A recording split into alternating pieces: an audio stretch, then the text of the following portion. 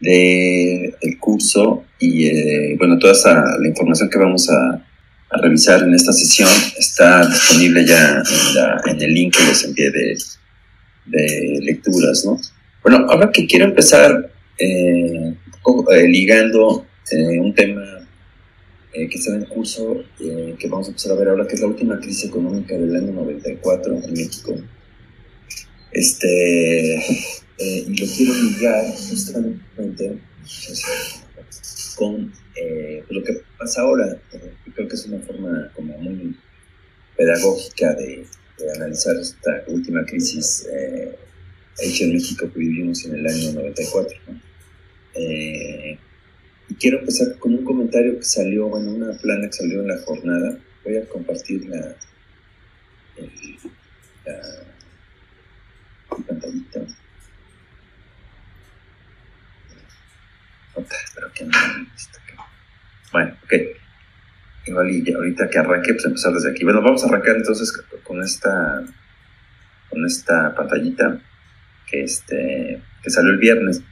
Ok, ahora sí, perdón por el tema técnico. Dice, extranjeros sacaron del país 166 mil millones en marzo.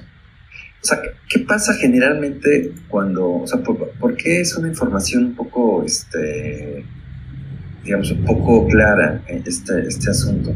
En realidad, eso, es decir, es un tema que vamos a empezar a ver. Lo que nos interesa no es tanto los saldos de salidas o entradas netos, sino lo que nos interesa, lo que nos interesa son los movimientos netos, no el total, digamos, de cada movimiento por separado, porque entonces como que puede tener una interpretación que no ve el global. Ejemplo, si tú dices, hoy gasté en comida o tuve una salida en mi cartera de 6,000 pesos.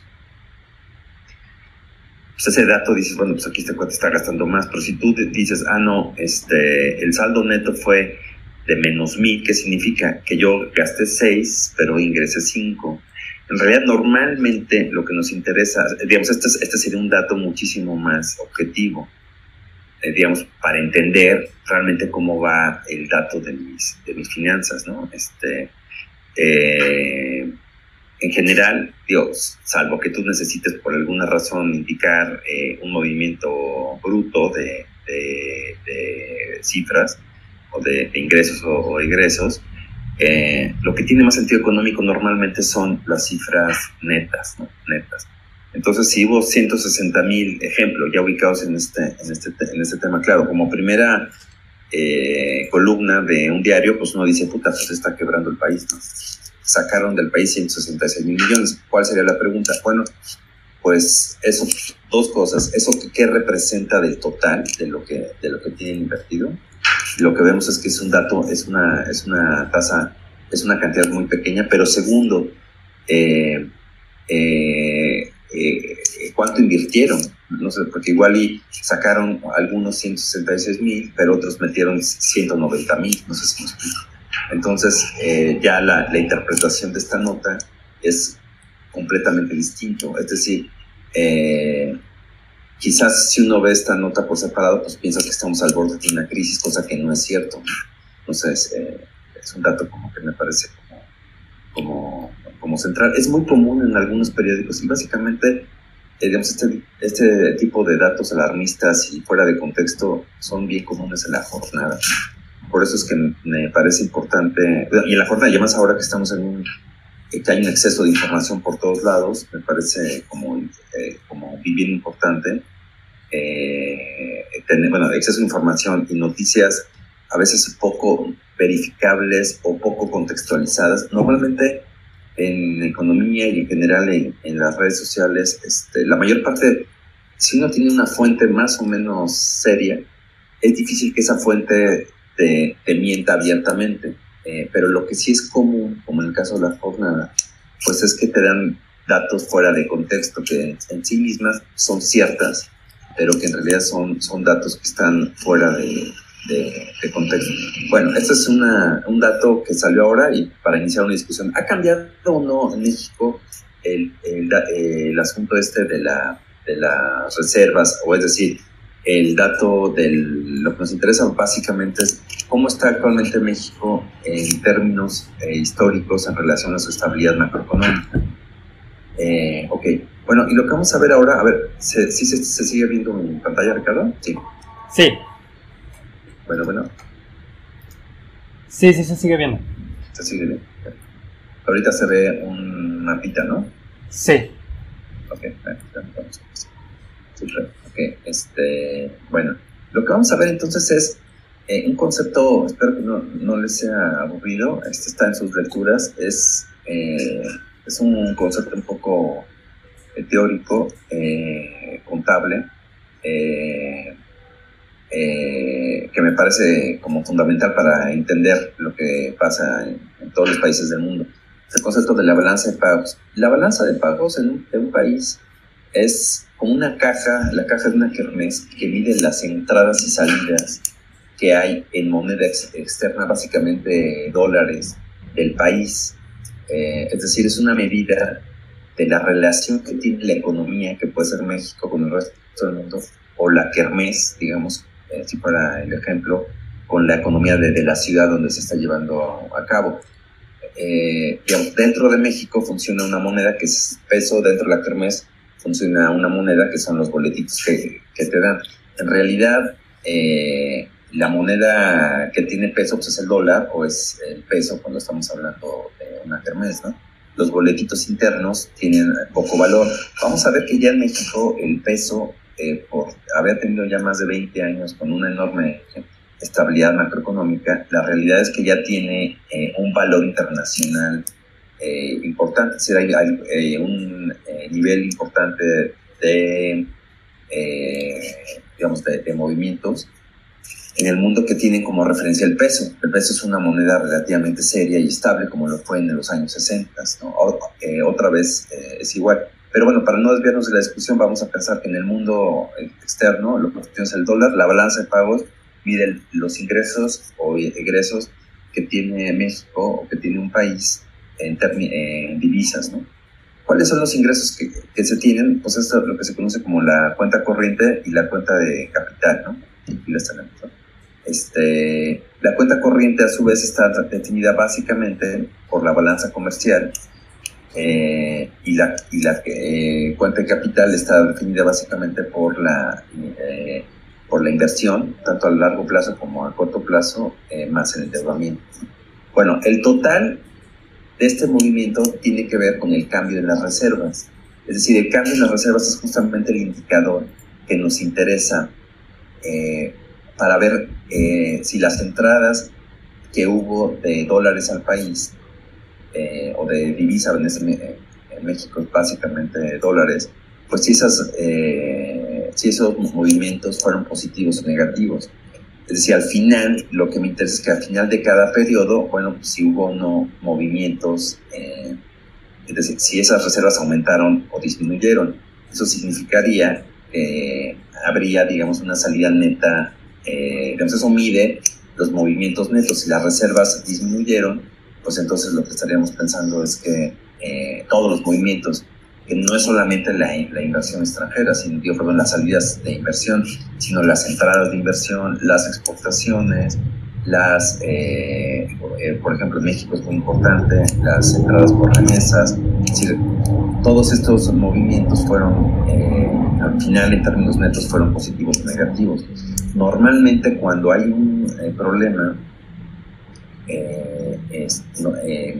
periodos antes, pues las reservas internacionales van a la baja y una vez que están en cierto nivel, lo que hacen o lo que ha hecho los gobiernos de casi todo el mundo, y México lo hizo normalmente siempre que había habido un problema macroeconómico, siempre ha habido este efecto que es conforme van bajando las reservas, que es, insisto, es una medida de los movimientos netos.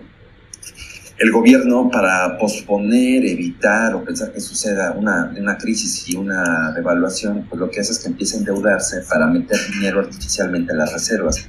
Eso fue lo que sucedió en las crisis del año 82, en la crisis del año... y eso había pasado en la crisis del 76 y pasó, desde luego, también en la crisis del 87 y del 94.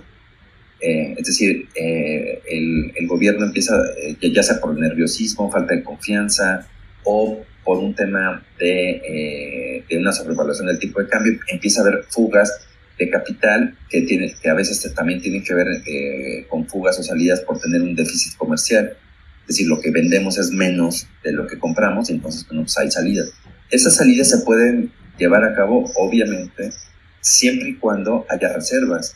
Pensemos en un país o en una situación de un país, México, donde las reservas internacionales fueran cero. Pues entonces es muy sencillo, es decir, las entradas en un periodo tienen que ser exactamente igual que las salidas, no hay otra, ¿no? O sea, no hay otra alternativa. Es exactamente lo mismo cuando tú tienes solamente dinero en efectivo, todo tu dinero lo tienes en la cartera, tu cartera, arrancas el día con cero en tu cartera. Si tú quieres comprar algo, pues no lo puedes comprar si no tienes una entrada. Entonces, si yo voy al banco y me dan un crédito de 1,000 pesos, bueno, esos 1,000 pesos ya los puedo meter a mi cartera y ya los puedo pagar, o sea, y ya implica que ya puedo comprar algo. Normalmente las salidas netas, es algo un poco obvio, sucede cuando yo tengo algo en mi cartera, es decir, yo arranqué el día con 10,000 pesos, bueno, eso significa que yo puedo aguantar pues una semana si estoy gastando 1,000 pesos al día. Significa que yo estoy disminuyendo mis reservas 1,000 pesos al día, significa que yo tengo reservas, no sé si, no, digamos, es una cosa un poco obvia, ¿no? De tal forma que la observación de un solo periodo no es lo suficientemente claro ni lo suficientemente, digamos, revelador para fijar una tendencia. Al final lo que nos interesa es cómo van las reservas. Bueno, en la gráfica que están viendo aparece esto es de una fuente muy interesante, bueno, muy útil, que no tiene mucho reconocimiento académico, pero me parece que tiene una gran ventaja. Bueno, los datos son bastante fiables. Aquí son fuentes del Banco de México, se llama México Mágico, y tiene una gran virtud esta página, que es que de todas las tiene cifras y series de muy largo plazo, y además me parece que medida de una forma muy correcta. Por ejemplo, aquí está midiendo cómo va la evolución de las reservas en México desde un periodo muy largo, 1935, hasta el año 2018, pero medida de una forma también que me parece muy correcta, como proporción del PIB, porque si tú tienes una medida absoluta del valor de las reservas, tú puedes pensar que en ese momento, es decir, pierdes como la dimensión, por una parte, del valor de las reservas, aunque son dólares, pero los dólares también se devalúan. Y si lo mides en términos corrientes, pues tú piensas que, es decir, el dólar de hace 60 años pues tenía más valor que el dólar de la actualidad, pero también te interesa como en función del tamaño de la economía. Yo creo que esta gráfica mide ese efecto. Lo que vemos es que desde los años 30 hasta los años 80, el valor de las reservas, el nivel más alto llegó a estar al 9%. Hay un pico muy alto en el año 87, donde las reservas llegaron a estar hasta el 15%.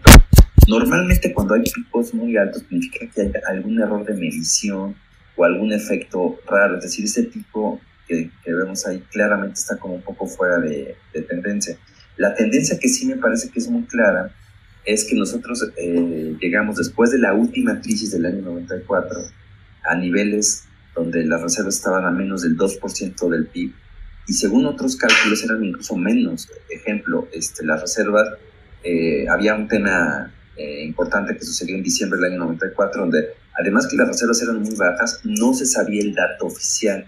O sea, el gobierno no tenía obligación, y el Banco de México, como todos los sistemas autoritarios, pues no estaban en esa época México obligado a tener que dar información por un sistema, digamos, básico de transparencia. Entonces, además que las reservas eran muy bajas, no se sabía, es decir, no era una información pública, era una información que no se sabía. Bueno, a partir de ese momento es muy claro que viene una era, sobre todo a partir del año 96, en la cual las reservas van aumentando y llegan, si quitamos el pico del año 87, pues van subiendo hasta llegar en el año 2015 al volumen más alto de la historia. A partir de ese momento ha habido una caída en términos relativos, pero seguimos en niveles más o menos de un poquito arriba del 14% del PIB, que es un nivel, digamos, como básicamente alto. Estamos hablando que las reservas de México, me voy a ir ahorita a un dato, fíjense, me interesa no solamente, es decir, ver, consultar, ahorita estamos entrando al dato de Banxico, ¿no? a la página oficial de Banco de México, poco para que veamos como los niveles de transparencia que hay ahora. Este es un dato que tenemos, el último dato lo tenemos del 8 de abril, es decir, no está en línea, pero bueno, es un dato bastante reciente. Y lo que vemos aquí son los activos internacionales netos en dólares. Casi no se han movido, es decir, en el último mes, estamos aquí lo estoy señalando con el cursor, estamos en 189 mil millones, 190 y otra vez prácticamente 190, ¿no? Es decir, no ha habido prácticamente ningún movimiento. Bueno, entonces, ¿qué pasó con la jornada? O sea, ¿por qué dice la jornada que en estas semanas pues, hubo una salida de 166 mil? Pues lo que pasa es que lo que tenemos como muy claro es que son, es decir, que las salidas que pudo haber, no estoy diciendo que el dato sea estrictamente una mentira, pero lo que sí es un dato descontextualizado, porque lo que tenemos es que las salidas netas pues han sido cero, porque las reservas han permanecido más o menos iguales, ¿no? Digamos, es un dato que me parece como muy digamos, finalmente eso es lo que nos importa, ¿no? Si aquí tenemos un dato de cómo van las reservas, y aquí lo voy a poner hasta, digamos, desde la que aparece desde 1995, incluso me voy a poner un poquito antes del año 95, para que lo vayamos viendo. Vamos a pensar diciembre del año 94, que es un dato.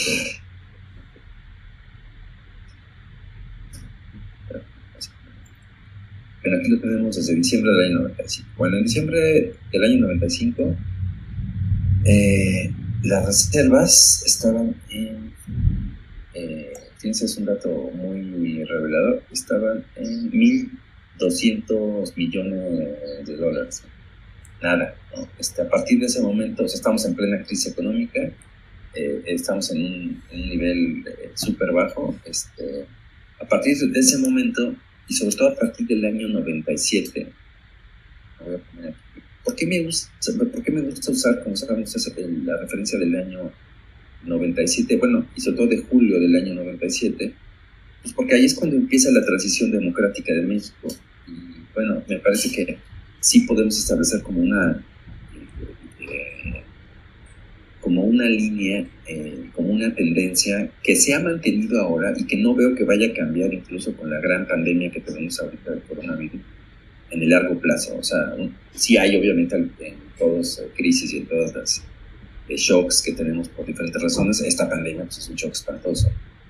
Pero no me parece que así como seguramente estamos esperando que haya este shock genere cambio en las tendencias de largo plazo en algunas variables, no me parece que eso vaya, es decir, que lo que conocemos como estabilidad macroeconómica vaya a cambiar tan rápido. Seguramente habrá un efecto, pero no me parece que sea muy grave. La tendencia empieza a partir del año 97, que es donde tenemos 13 mil millones de dólares. Sigo modificándolo ya para el año 2000, que es cuando ya inicia formalmente la democracia en México. Tenemos, bueno, esto es en diciembre del año 2000, del año 2000, perdón. Tenemos 35 mil millones. Esto sigue aumentando y llegamos hasta un nivel máximo de casi 200 mil millones de dólares para el 2015. A partir de ese momento empieza una leve caída y a partir de ese momento realmente nos hemos mantenido en niveles prácticamente constantes de entre 180 mil y ahorita estamos prácticamente en 190 mil millones de dólares. Es decir, la masa monetaria. Digamos, si hubiera que tener una medida, les cuento, de qué tan del nerviosismo que hay en términos de inversión extranjera, en términos de cómo funciona la situación macroeconómica de México, este es un dato fundamental, ¿no? El nivel de las reservas. En conclusión, lo que hemos visto es que este nivel de reservas está en niveles muy altos y más o menos ha mantenido una línea creciente y estable, o un nivel de estabilidad alto, a partir de 1997, cuando partimos de un nivel muy bajo. Me parece importante tener este nivel, digamos, estas cifras con una perspectiva de siquiera más de 20 años, porque te permite sacar como algunas conclusiones, ¿no? Quizá lo más importante es algo que ni siquiera el gobierno actual, el gobierno de López Obrador, reconoce abiertamente, pero bueno, pues es digamos, es un dato que me parece fundamental. Voy a cerrar esta ventana. Voy a cerrar esto. Voy a cerrar esta mentira de la jornada. No es mentira, pero sí me parece mucho. Ok. Bueno, y una vez que ya tenemos una visión con cierta, como por lo menos de mediano plazo, pues entonces ya nos damos cuenta de si los cambios que hay implican realmente un cambio o unas nuevas reglas, digamos, en el largo plazo, ¿no? Okay. Bueno, aquí tenemos una tendencia que es un dato que está completamente relacionado. Es una parte importante que tiene que ver con la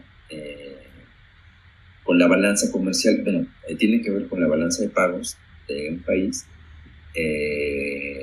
pero, bueno, de México, pero es una parte importante de la balanza de pagos, que es la balanza comercial, que a su vez es parte de la cuenta corriente. Acuérdense que la balanza comercial está dividida en cuenta corriente. La balanza comercial es la parte más importante de la cuenta corriente. Bueno, aquí tenemos un dato, ¿no? Entonces, es que la balanza comercial de México en el último año ha sido positiva, en el último año, pero si nos vamos a los últimos 3 años, vemos que no ha sido así.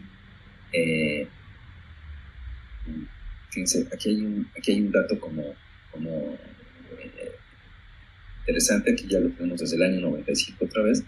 En México, en términos, estos, claro, son datos trimestrales. El dato más bajo que hemos tenido, claro, esto es en millones de dólares corrientes, no es un dato, digamos,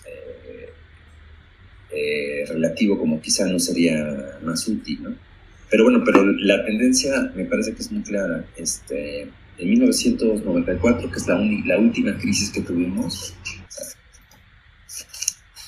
Bueno, entonces, lo que vemos es que hay, digamos, antes de la crisis hay un déficit comercial. Una vez que hay crisis, de golpe pasamos a una situación de superávit comercial. A ver, es un poco lógico. Una vez que estás en crisis, el mundo ya no, tú necesitas empezar a trabajar más de lo que consumes, o a vender más de lo que compras. Eso es algo que sucede generalmente en una familia o en una empresa. Cuando tú tienes una situación de abundancia, antes de la crisis, pues generalmente empiezas a endeudarte y consumes más de lo que vendes. O tienes un problema en el cual generas menos de lo que necesitas. No sé si me explico. Entonces, cuando estás en una situación de crisis, pues tienes que ponerte a trabajar, tienes que ponerte a exportar, y ya no puedes consumir mucho, es decir, ya no puedes importar mucho. Entonces, lo normal es que tengas una situación de superávit. Eso es un poco normal. Bueno, a partir que México empezó a recuperarse en el año 97, pues México empieza a tener o pasa de una situación de superávit comercial a una situación de pequeño déficit comercial. Aquí ese objetivo pequeño no se ve tanto, porque aquí lo estamos midiendo en dólares corrientes, no en dólares relativos o en dólares constantes. Pero bueno, aquí lo que tenemos es que hay no es un déficit comercial. A partir del año 2008, esta tendencia empieza a cambiar y el déficit comercial lo empieza a ser menos grave, que hay mucho, digamos, si viéramos una tendencia, es que el déficit comercial empieza a ser menor, hasta llegar a una situación en la cual, por ejemplo, en febrero del año 2020, que es el último dato, ya tenemos un superávit comercial muy alto. Bueno, ¿eso qué significa? Pues eso puede estar como de alguna manera relacionado a que no hay digamos, que estamos en una situación de recesión. O sea, no significa que las cosas se vayan a poner peor, no. Lo que significa es que ya estamos desde el año pasado en una situación más o menos recesiva. Recordar un tema que me parece fundamental es que a partir del año 97, justamente cuando arranca digamos, la transición democrática de México, bueno, pues el tipo de cambio tiene un comportamiento, digamos, además de ser, digamos, de tener una estabilidad total en el tipo de cambio, lo que hemos tenido es que el estatus legal del tipo de cambio es un estatus legal donde este tipo de cambio es, o lo determina el mercado, ya no es un precio, seguramente el precio más importante de una economía que esté definido por el valor o que lo determine el gobierno, sino ahora el tipo de cambio, aunque el estatus legal del tipo de cambio es que lo sigue definiendo supuestamente por ley en México el Congreso, afortunadamente, no sé si es por ignorancia o por responsabilidad, la realidad es que el Congreso como que no se ha dado cuenta de esa facultad, afortunadamente, que tiene, y la realidad es que el gobierno y el Congreso, la Cámara de Diputados, que es particularmente quien tiene facultades para definir el tipo de cambio en México, pues ya no lo tiene, es decir, ya no ejerce esa facultad, renuncia a esa facultad, sucede que entonces el tipo de cambio lo maneja o se define en función del mercado, y entonces digamos, todos los flujos muy complejos que hay en una economía, sobre todo una economía muy globalizada como la de México, donde en la balanza de pagos hay ingresos y egresos de diferentes naturalezas, y además ingresos muy altos, cada vez más importantes. Bueno, quien regula esas entradas y salidas pues es un mecanismo automático que es el tipo de cambio que se define a través del mercado. Bueno, aquí ahora un poco para ir entrando, ahora sí ya digamos como en materia sobre lo que estamos en el curso, que es, bueno, arrancar en la última fase de los años 80 y los años 90 en México. Voy a usar unos datos de una exposición que tuvimos justamente sobre economía de Carlos Salinas de Gortari, que fue presidente de México entre el año 88 y el año 94. Espero que esta discusión que tuvimos ahora pues haya servido un poco como arranque, es decir, como introducción y poner en contexto, es decir, un mundo en los años 80 y 90 donde verdaderamente México sí tenía un problema de inestabilidad macroeconómica, y no obstante ahora el problema que existe, que sí existe con el tema de la pandemia, con el tema de la baja en la calificación que nos dio ahora algunas agencias calificadoras de la deuda de Pemex, es decir, sí hay hay problemas, digamos, serios economía, pero no tiene nada que ver con lo que realmente México estaba viviendo, digamos, aparte hasta el año 94, ¿no? Las cosas empiezan a mejorar y empiezan a estabilizarse a partir del año 97. Aquí tenemos una gráfica muy interesante que tiene que ver sobre la deuda externa desde los años 30. Esta está medida como proporción del PIB, ¿no? Lo que México, fíjense, un dato que me parece central, es que en la época del desarrollo estabilizador, o sea, México tuvo dos crisis en la época, digamos, a mediados del siglo XX. Una fue la crisis del año 48 y otra la crisis del año 54. En ese momento, digamos, la deuda externa de México, en el que estoy hablando, aquí pongo el cursor, año 54, está en niveles del 20%, pero a partir de ese momento entramos a un periodo muy, muy estable de México, que no obstante que México tenía una economía cerrada y una economía mucho más pequeña que la actual dentro de un mecanismo autoritario, que era el desarrollo estabilizador dentro del sistema político priista mexicano, incluso en sexenios muy autoritarios como fue entre ellos el de Díaz Ordaz. Bueno, pues sí, pero la estabilidad macroeconómica era una realidad, la inflación era muy baja, el tipo de cambio se mantuvo estable en 22 años, en 12.50, y el nivel de la deuda externa era la baja, ¿no? De tal forma que para el año 1960, aquí lo voy a poner, es decir, 1964, el nivel de la deuda externa es realmente muy bajo, luego empieza a aumentar un poquito, se mantiene estable, y a partir de 1976 empieza ya el problema serio ya de crisis económica, ¿no? Pasamos de niveles del 10% del PIB, y en un periodo muy corto de tiempo ya estábamos en niveles de casi el 30%, ¿no? Esta situación se mantuvo, no obstante que en el año 76 tuvimos descubrimientos de reservas de petróleo muy importantes, con un nivel de precio internacional el más alto en términos reales de la historia.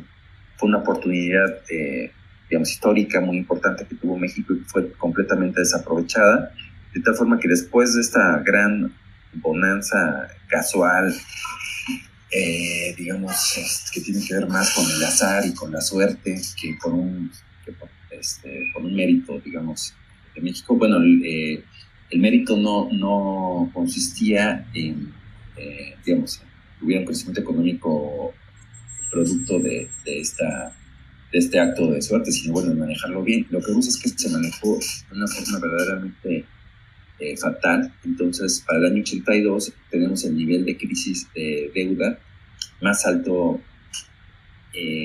hasta ese momento en la historia. Luego Miguel de la Madrid intenta hacer una suerte como de ajuste, pero en el año 86-87 hay una caída ahora sí importante en la crisis, en los precios del petróleo, y en el año 87 llegamos a tener el nivel de deuda externa casi el 100% del PIB, el más alto de la historia. A partir de ese momento, hay una caída muy importante en el año 89 de las tasas internacionales, de las tasas de interés internacionales con las que México se financiaba, y entonces empieza a haber una inestabilidad financiera internacional a partir del año 89, y empieza a haber a partir de ese momento ya una caída, y otra vez en el año 94, 95, diciembre del año 94, tenemos un nivel de deuda externa otra vez superior al 45%. Bueno, esa situación, exactamente igual que lo que ya platicamos, a partir del año 97 empieza a cambiar, y a partir de ese momento el nivel de deuda externa empieza a ser mucho más estable y empieza a caer, de tal forma que ahorita, estos son datos del 2012, ha habido un pequeño aumento, pero estamos en niveles inferiores al 8%. Bueno, un dato que me parece, digamos, como muy, muy, muy importante. Bueno, ¿qué pasa con el valor del tipo de cambio? Aquí lo que tenemos es que establecemos el nivel, digamos, de 1, que es el nivel de cero sobrevaluación. Entonces aquí se usa el año 1970 para definir ese dato del valor real de la moneda. Y aquí tenemos un dato como muy interesante, que es cómo va el valor, digamos, digamos, como el ciclo típico, ¿no? Arrancamos en el año 70 con un valor de 0, y inmediatamente empieza a haber un aumento de términos reales del tipo de cambio. Desde el tipo de cambio empieza a sobrevaluarse. y hasta que llega un momento en que el país es demasiado caro y viene una crisis, y viene otra vez una pequeña subvaluación. Así de esos picos son como muy típicos digamos, de las crisis económicas y de los problemas que México tuvo, ¿no? En todas sus crisis. 76, la caída más importante es la caída que hay en el año 82, una caída tal que tuvimos durante un periodo más o menos largo, un nivel de subvaluación, de tipo de cambio muy importante. Les pongo un ejemplo. En ese momento, y es un poco lo que ya empezamos a comentar en sesiones pasadas con el tema de como las políticas económicas que siguió Miguel de la Madrid. Bueno, pues él tomó la situación económica del país, quizá en la situación más grave desde los años 30, con un nivel, ya lo vimos, de deuda pública muy alto. Hago mucho énfasis en este dato porque resulta que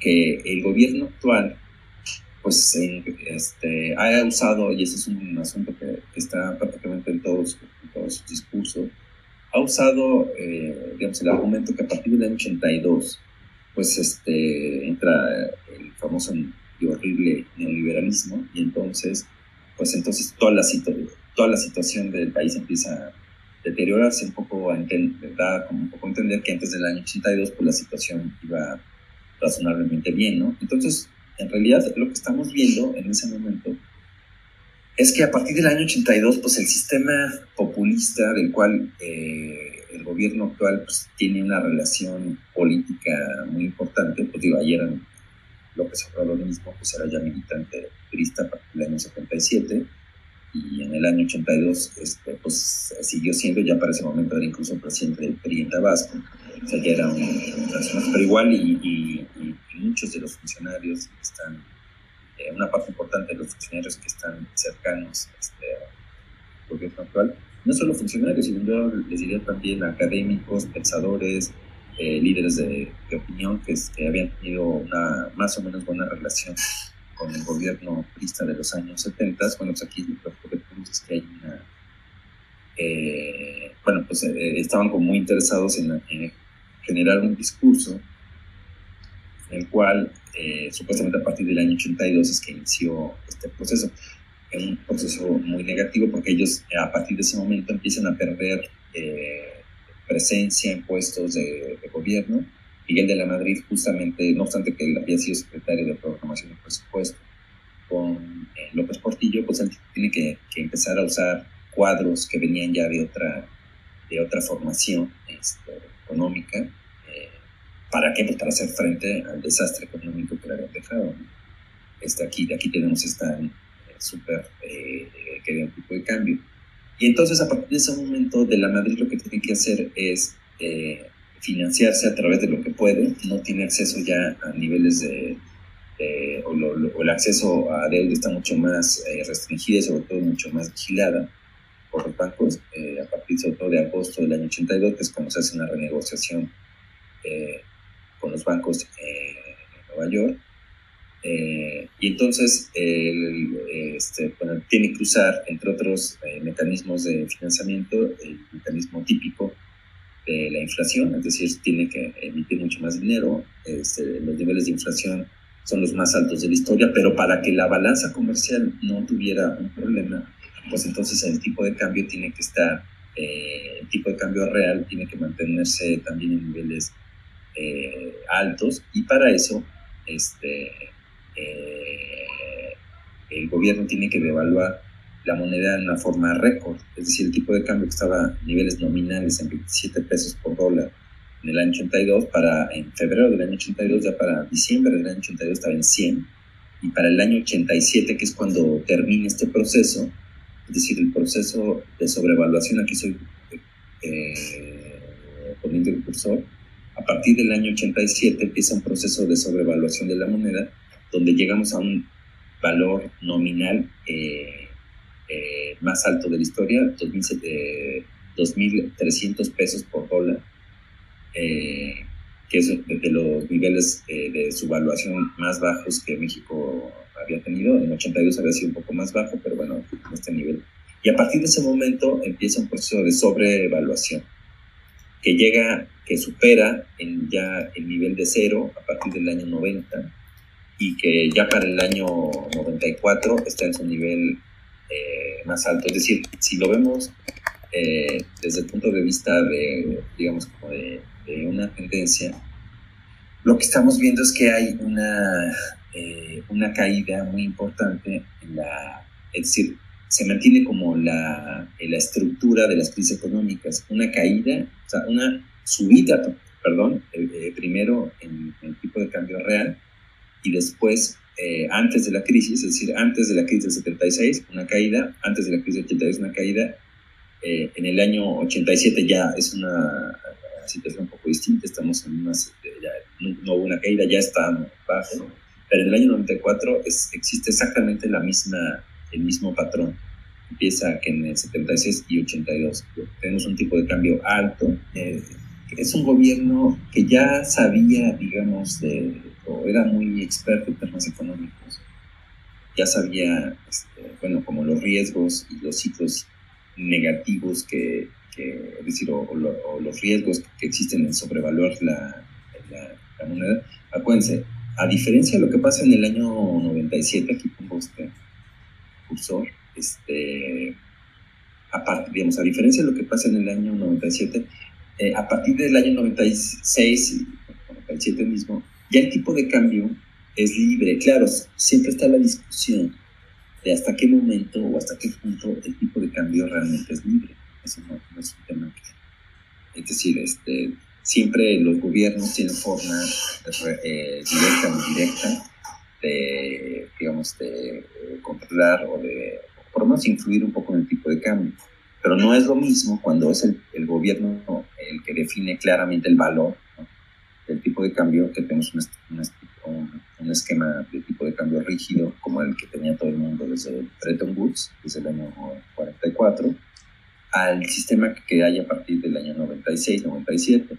Es decir, si estamos diciendo que el gobierno, es decir, que el tipo de cambio se sobrevaluó, es decir, tuvo una tendencia ascendente del año 87 al año 94, significa que el gobierno así lo quiso. Ese es un poco el tema. Es un poco distinto con lo que pasó con esta tendencia a partir del año, digamos, vamos a llamarle a partir del año 98, ¿no?, que aquí lo que tengo el cursor, donde también ha habido un proceso de sobrevaluación, pero es un proceso de sobrevaluación que así ha definido el mercado.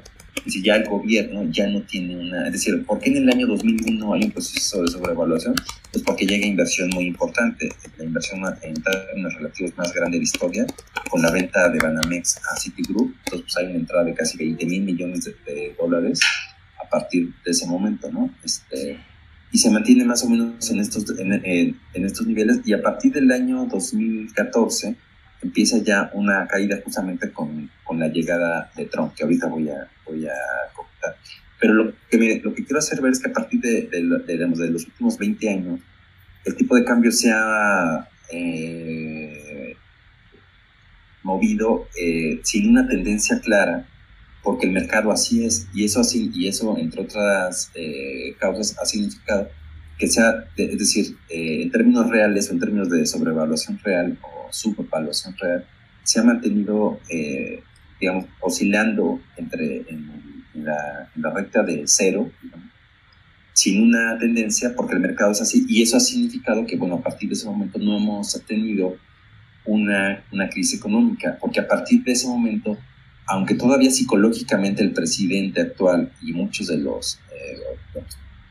opinión pública, de los ciudadanos, acordándonos de las grandes crisis económicas del pasado, seguimos pensando, el hecho que haya un deslizamiento del tipo de cambio, eso no antecede a una crisis. No sé, ese es un tema, como sí sucedía con toda claridad desde el año 48, año 54, y aquí en la gráfica 76, 82, luego tenemos 87 y 94. Es como cerramos. Bueno, lo que vamos a empezar a contestar a partir de 1900, digamos, de las siguientes clases es justamente el periodo de sobrevaluación. Que, digamos, el analizar la crisis del año 94 me parece que es un ejercicio muy interesante porque es la última crisis económica del régimen autoritario. Y dicho de otra forma, es la última crisis económica seria que México tuvo. Y por una razón que tiene que ver no por la situación internacional, como sucedió en 2008, como está sucediendo ahora, por factores exógenos, sino completamente por factores internos. Digamos, esto cobra mucho sentido si relacionamos esta crisis económica con la situación política del país. Es decir, todavía vivíamos en ese momento en un gobierno autoritario.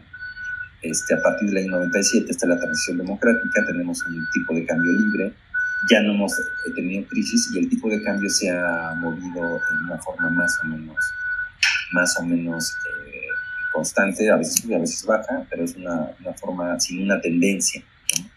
Y manteniendo, digamos, una balanza comercial y un flujo general de reserva, una balanza comercial estable, ligeramente negativa, y sobre todo una situación en la cual vamos acumulando reservas hasta llegar a un nivel máximo de reservas en el año 2015-2016. Bueno, ¿qué pasó entonces en el año de la crisis? Es un tema muy interesante que vamos a empezar a ver. Lo que vamos a ver es, poco a poco, es relacionar esta situación con lo que estuvo sucediendo políticamente en México. Y este es un dato que vamos a ver aquí, esta información está, y lo que quiero empezar a relacionar a partir de que es un asunto muy, muy interesante que vamos a ver la sesión que entra, bueno, pues la relación que hay en esta crisis económica con la situación de fragilidad política, particularmente un hecho histórico muy lamentable que México vivió en marzo del año 94, que fue el asesinato del candidato del PRI a la presidencia de la República, Colosio, ¿no? Luis Donaldo Colosio. Todo lo que pasó al respecto me parece que es un asunto muy interesante. Me parece que hay una relación, digamos, nos va a permitir como estudiar bien la relación que existe normalmente entre los sistemas autoritarios, como fue el caso en México de esta época, los sistemas, digamos, pues desde el punto de, digamos, usando una descripción un poco negativa del problema, o de la situación desde una perspectiva maquiavélica de la política típica de estos sistemas. El último presidente que está, digamos, en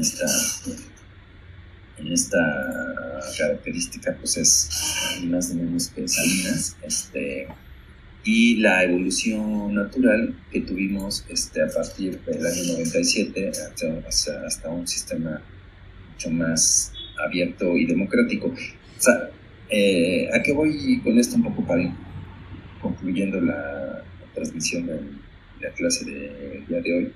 Es que como las analogías que se están haciendo como muy directas en términos de especulación, en términos... Y eso lo hacen muy interesante los críticos al gobierno de López Obrador, pero también incluso sus defensores.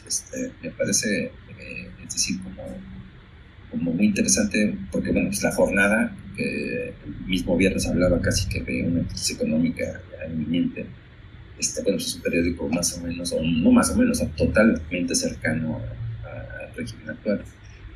Y entonces como que hacen analogías de lo que pasaba en los años 90, cuando tuvimos estas crisis, 70s, 80s y 90s, en este sistema, con lo que pasa ahora. No estoy diciendo que no hay un riesgo económico ahora serio, y que lo que estamos viviendo pues es una situación inédita muy grave que tiene, digamos, que nos va a llevar a una recesión posiblemente más grave que la del año 94, puede ser, pero eso no significa, esperemos que no tanto, pero eso no significa que el contexto de México sea igualmente débil o igualmente vulnerable o frágil, ¿no? Eso me parece que es digamos, que es un elemento como central. Si algo ha dejado contra lo que el mismo gobierno opina, si algo nos dejó la transición democrática, o dicho de una forma despectiva, como le gusta al gobierno,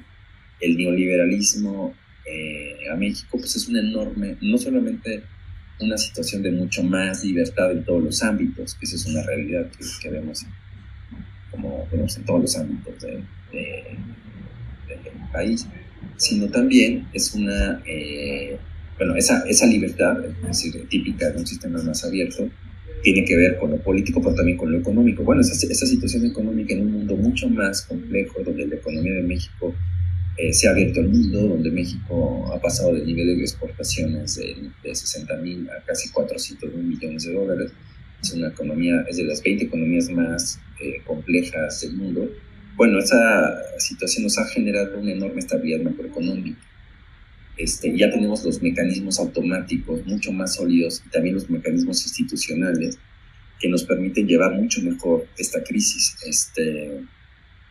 No obstante que el shock, digamos, tan negativo por el que estamos pasando. Mi opinión, y una vez que hemos analizado como algunas tendencias del tipo de cambio y la balanza comercial de largo plazo, pues lo que vemos es que la situación objetiva por la que México está es total y absolutamente distinta a la que teníamos en los años 90. No hay una correlación, ¿no? También hay algunos críticos del sistema del gobierno actual que dicen, bueno, pues sí, el gobierno heredó una situación macroeconómica muy positiva y el gobierno de López Obrador en un año la ha terminado y ha generado un nivel de, digamos, de desconfianza y de especulación y de que nos llevan otra vez al año, pues ya no digamos al año 94, sino al año 82. Me parece que esas afirmaciones también son totalmente inexactas. El gobierno de López Obrador, en ese sentido, es el más neoliberal que hemos tenido en la historia, es decir, en términos de no querer usar mecanismos que todas las democracias están usando ahora, que tienen que ver con el aumento del gasto público y de la deuda. El gobierno de López Obrador no está usando esos mecanismos. No estoy diciendo que ese mecanismo sea un mecanismo, o que esa negativa sea algo positivo. Lo único que estoy diciendo es que esta actitud del gobierno pues no tiene nada que ver con los gobiernos populistas, tiene mucho más que ver en principio pues con los regímenes neoliberales que él supuestamente critica. Es decir, él como profesional de la política que es López Obrador, pues él entiende muy bien, más allá del discurso que intenta vender o de la narrativa que nos dice todos los días, bueno, pues él intenta hacernos ver, es decir, él entiende que no es bueno, sobre todo para un presidente que ya está gobernando en un contexto distinto, de una economía abierta, más compleja, y que llegó al poder por un mecanismo democrático, como fue el mismo López Obrador, pues que no es conveniente que haya desequilibrios macroeconómicos graves, ¿no? Y entonces él está muy claro en que el tipo de cambio es mejor que esté a la baja y que esté estable, y que el gobierno no debe endeudarse, ¿no? O sea, en principio me parece que ese es un dato positivo. Sucede un poco lo mismo, me parece, con el efecto, el trauma del año 68, en otro ámbito que es el ámbito de la seguridad pública y el orden, que después del año 68, después de la gran represión ilegal, sangrienta que hubo en el año 68, todavía en el año 71, pues resulta que ahora el gobierno ya no le gusta o ya no sabe cómo aplicar la fuerza pública incluso en forma legítima que existe en todos los países democráticos. Me parece que esa analogía existe también para el tema del gasto público y la deuda. Estamos tan conscientes que eso fue el aumento del gasto público, sobre todo en el año 82, y luego el endeudamiento que hubo en el año 95 para rescatar bancos, el Fobaproa y todo este asunto fue tan negativo para la economía del país y sobre todo para la redistribución del ingreso, y en general pues yo les podría decir que fue un escándalo político que llevó a la salida del sistema autoritario ya en el año 97. Bueno, pues eso ha generado una especie como de trauma, de tal forma que ahora todos los gobiernos a partir del año 97 pues ya no quieren endeudarse. Me parece que es un buen dato, es decir, me parece que es un buen dato que los gobiernos ya no quieran reprimir y ya no quiere endeudarse, pero eso no significa que un gobierno democrático más evolucionado, más complejo, un gobierno democrático más maduro, pues no debe reprimir, pero sí debe saber hacer un uso, digamos, serio y responsable y activo y sólido de la fuerza pública, por un lado, y también en el caso actual, que es una situación inédita, muy grave, pues hacer un uso adecuado del gasto público y del endeudamiento público.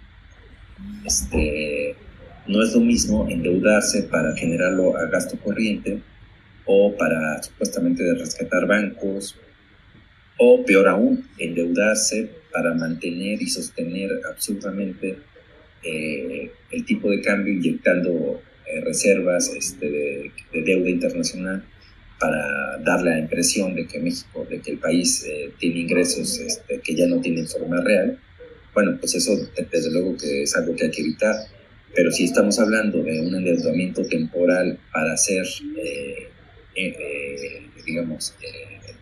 o para enfrentar una crisis muy local, muy localizada, que tiene que ver con un problema de salud pública como el que tenemos ahora, me parece que es muy distinto. Es decir, los gobiernos democráticos actuales, es un tema que vamos a seguir viendo, lo vamos a ver ahora el miércoles también, deben de tener, han usado un mecanismo que es muy típico de este tipo de regímenes, que ya también habían logrado más o menos algún cierto nivel de estabilidad macroeconómica, pero que nunca renunciaron a la labor del Estado y de la deuda pública como una especie de estabilizador social en situaciones extraordinarias. Me parece que esa es una política que el gobierno actual no quiere seguir. Yo estoy en contra, pero lo que sí les puedo decir es que eso no significa, al contrario, más bien eso lo aleja totalmente de los gobiernos populistas de los años 70. El no querer endeudarse, el no querer seguir esta línea de políticas que se usaron en el pasado con otros fines, pero que básicamente acabaron aumentando la deuda pública y el gasto público en muchos casos, y a lo que están haciendo aún muchos gobiernos. Hay que recordar que Estados Unidos, por ejemplo, acaba de sacar una línea de crédito que ya está en funcionamiento de prácticamente el 20% del PIB, o sea, es una cantidad gigantesca. Bueno, pues el que el gobierno actual de México no lo quiera hacer, bueno, pues implica que es un gobierno que se quiere diferenciar justamente de lo que pasó en forma muy negativa en el pasado.